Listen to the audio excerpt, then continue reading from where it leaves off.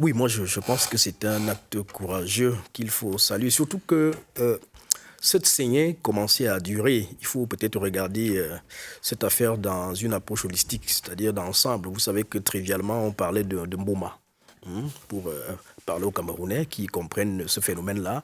Et le Mboma, c'était quoi? C'est cette affaire-là où vous allez au ministère des Finances, muni de vos faux documents, et puis on insère votre nom à travers de fausses informations qu'on renseigne dans votre fichier solde, et puis vous vous retrouvez avec un salaire, un solde de 10 fois plus que ce que vous gagnez.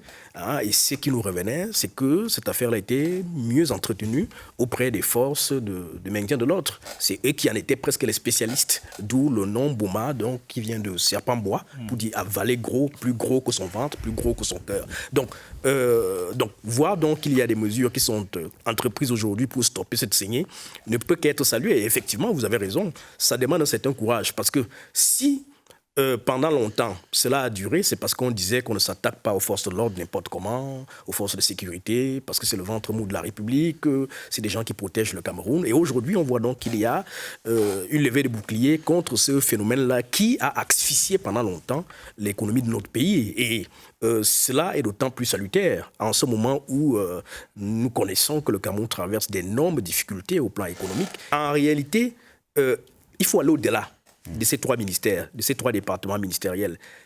Aujourd'hui, le phénomène, au-delà de ce que mon ami Essomba rappelait, est davantage celui de s'attaquer à la corruption.